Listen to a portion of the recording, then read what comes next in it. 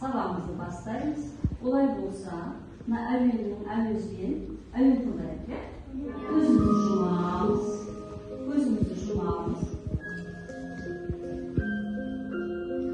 Yüreğimizde tınışlıklar bölüyüp, miyemizde tınıktarıp, yenemizde bosasıdayız.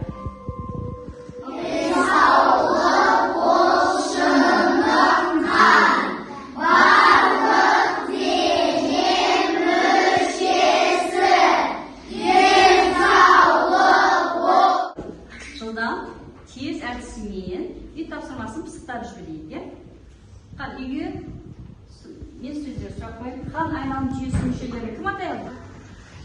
Сәкен айтамыз. Қан айналым жүйесінің мүшелері жүрек, күретамыр, қолтамыр. Өте тамаша отыра ғой.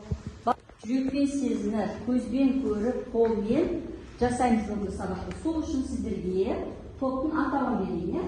Сол себептен бірінші топқа жүрек, үшінші топқа қолмен жасап, қолмен көргенге қол бердім сіздерге. Міне топқа, үш топқа, топтың атауын берді. Жүрек, көз, топ. Ал сіздерге тағы да сәттілік тілейміз. Балалар енді бүгінгі жаңа сабағымызды бастайық. Жаңа сабақты бастамас бұрын шағын тапсырмасын орындап жіберейін. Адам ағзасы ауылдан қалай қорғанады балалар? Қалай білесіңдер? Қалай қорғанамыз? Ибрахим айтады. Адам ағзасы иммунитет деп айтылады. Иммунитетті ағзаны вирустардан сақтайды. Дұрысты тамақтаймын береді, витамин. Иммунитетіміз мықты болу керек. Сабақтың тақырыбы. Ағза ауылдан қалай қорғанады? Сабағымыздың мақсаты адам ағзасының ауруы мен инфекциядан қорғану жолдарын түсінеді екенбіз бүгін. Олай болса, балалар, мына бейнебаянға назар аударыңыздар. Біз ағзамызды түрлі инфекциялардан, вирустардан қорғайтын болсақ, онда біз аурудың алдын алып ешқашан ауырмайтын болады. Денсаулығымыз да мықты болады. Ол үшін иммунитетті көтеру керекпіз. Иммунитетті күшейту үшін ең әуелі дұрыс тамақтану қажет. Яғни денсаулыққа пайдалы, дәрумендерге бай тағамдарды таңдап жеу керек.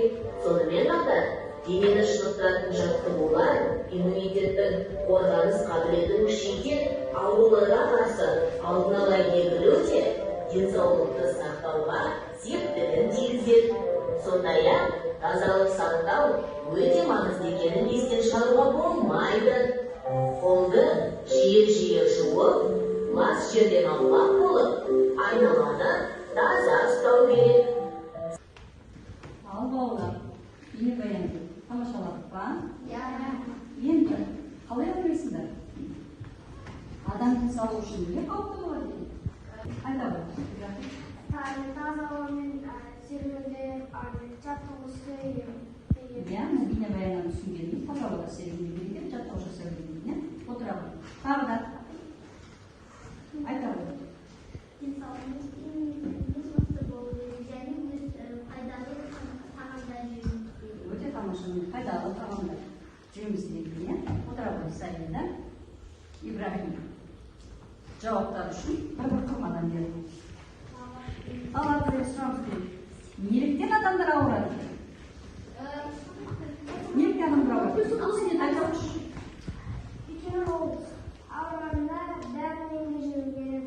Жоқ, жаңа не жеу керек? Не сақтамайды? Айта ғой, және айтыңыз. Ол мектепте спорт алаңында жүгіріп болған соң, тербеген соң мұздай су ішіп. Мұздай ішіп қойған, не? Мұздай су ішіп қойғаннан не қылды? Ауырып қалды. Біз мұздай су денеміз шыныққан кезде не бар екен жүрегіміз? Қатты қозғалыс, қатты қимылымыздан жүрегімізде қатты жұмыс жасап кетеді екен. Сол денеміз қызады екен, не істейді екенбіз? Терлейді екенбіз. Сол терлеп тұрған кезде салқын ауаға шығуға мұндай су ішуге болады екен? Болмайды. Денемізді жай қалыпты жаттығулар жасап, денемізді суытып алуымыз керек. Бір қалыпқа келтіруіміз сол күйге барып ішуіміз керек.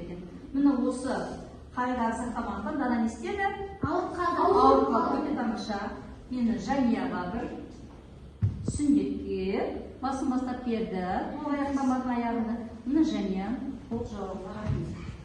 Олай болса балалар, енді науылдан бастаған адам отырған кезде жан-жар адамға ауырып жұға ма? Жоқ. Жұғады. Қалай жұғады? Бірінші қай жолымыз зақымданады? Ал олай болса, мұрынның, терінің қандай қызметі бар екен? Ары бейне баянды жалғастырамыз. Мұқият тыңдаймыз. Пікірімізді содан айтамыз. Суретте екі түрлі тері көрсетілген. Бірі сау тері, екіншісі зақымданған тері. Ал енді біздің мұрнымыз қандай қызмет атқарады? Оны сіздер жақсы білесіздер. Мұрын тыныс алу мүшесі. Енді суық тиген мұрнына неге суағыр? Ол кезде адамға суық тиеді, тұмау болады. Ал тұмау деген ол тыныс жолдарының жұқпалы вирустық ауруы, демек тыныс жолдарына вирус түсті деген сөз. Тұмауды тудыратын вирустар тыныс жолының кіреген қабығында өсіп өте бастайды. Тұмау тиген адам аурудың микробын жөтелгенде, ішкіргенде және өзінің қақыры арқылы ауаға таратады. Сондай-ақ тұмау вирусы науқастың ысы, сүлгісі, қол орамалы кітабы мен басқа заттарында да болады. Сол арқылы да келесі адамға жұғады. Сондай кезде суық тигенде біз оқшауланып, тыныс жолдарымызды маскамен салып, көбірек адамдар жиналатын жерлерге бармау керек. Өйткені біздің ағзадағы вирус басқа адамдарға жұғуы мүмкін. Меніңше тыныс жолын таза, жылы, бір қалыпты ұстайтын болса, бізге тұмау жоламайды. Ал балалар, мына жерге тері, мұрынның қызметі қандай еді? Кім айтады? Мен айтсам. Алай айтады. Терінің қызметі не? Терінің қызметі бізді не ошақ тұр? Тері ошақ. Енеміздің бәрін жауап тұрған жағында тердің бізде. Теріміз қандай болу екен? Теріміз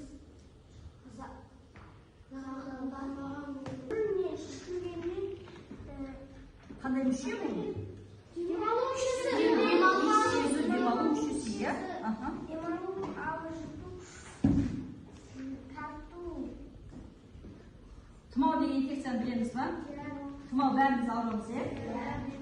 Тұмау қалай жұғады екен адам? Шару, ауыз жұту, Айтыңызшы. мұрын таза ауа жұту үшін қажет. Адамдар көп жүретін жерге бармау керек. Өйткені ол жерде сені вирустар күтіп тұрады. Адамдар көп ол жерде ауырып қалған адамдар да болуы мүмкін. Соның исінен иіскеп вирустар саған жұғып кетуі мүмкін. Көпшілік жерге барған жерге не істеуіміз кереміз? Бетпеге тағап кетеміз, иә? Көп адам шоғырланған жерде бетпедемен жүру керек екен. Енді осы бейнебаяннан көргенімізді толқушымызда талқылап жіберейік. Бәрі бірінші топ. Адамның дене қызуы қай кезде көтеріледі? Ақылдасып, ортадан шешеміз, иә? Екінші топ. Ауырған адам неге өзін әлсіз сезінеді дейді? Ауырған адам неге өзін әлсіз сезінеді? Ойымызды жазамыз, күресеміз, ақылдасамыз, жазамыз. Ал үшінші топ. Иммунитет адамның мықты қорғанышы не? Оны қалай көтереміз? Иммунитетті қалай көтереміз? Таза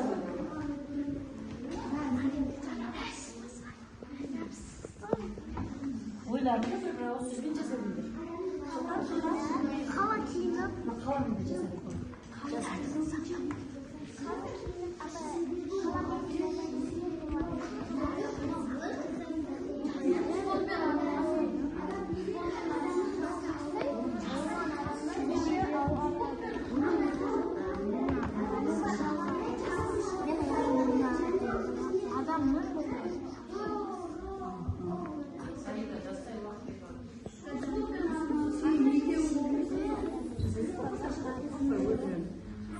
Orada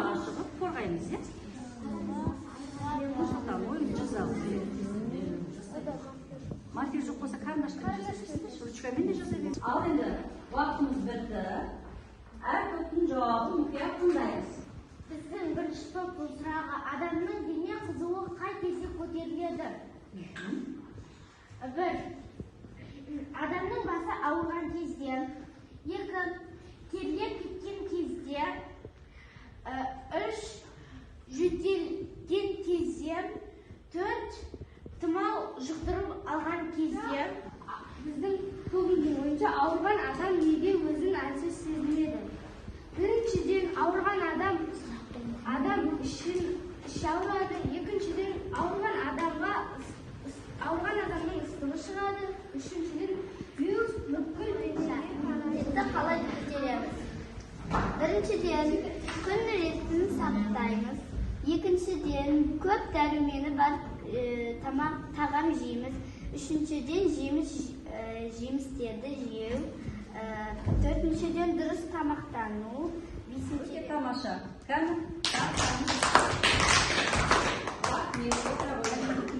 Құлақ астық па? Олай болса, осындай тұмаудың кезінде вакцина вирустар жұқтырмау үшін не алуымыз керек екен? Вакцина қабылдауға бола ма? Жоқ. Екпені дер кезінде салдырып алған шашады. Шамалы сен балай. Сен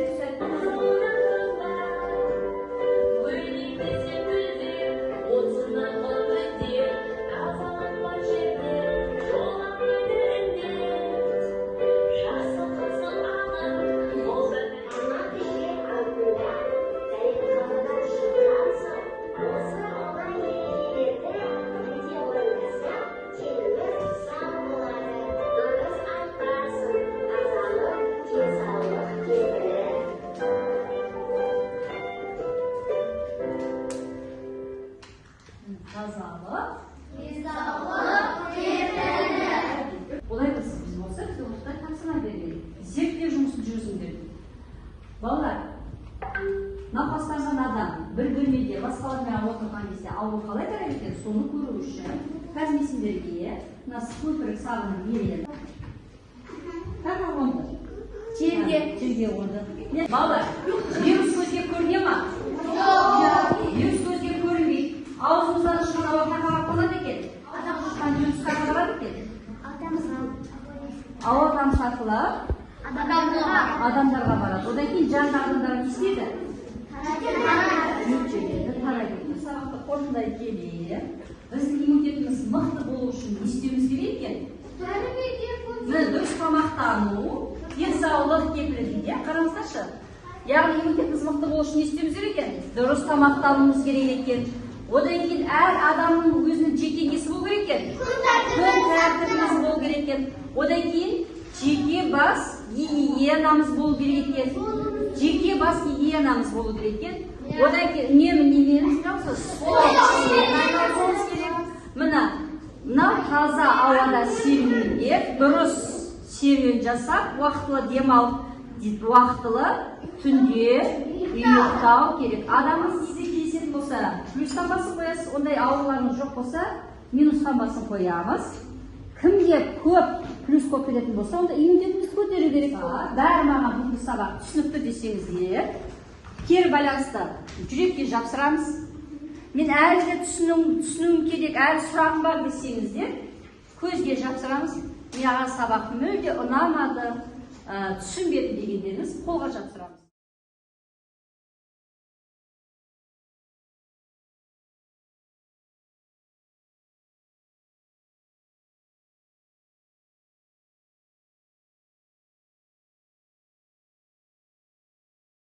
Олай болса, балалар, сіздер иммунитеттеріңіз мықты болу үшін дұрыс тағаммен тамақтану үшін ескертемін. Алма не байқатайын. Үйге тапсырма. Досыма хат, достарыңызға, дәптерлеріңізге, досыма хат жазасыздар. Иммунитетті қалай көтеру керек екенін келеміз. Ал жақсы сау болыңыздар.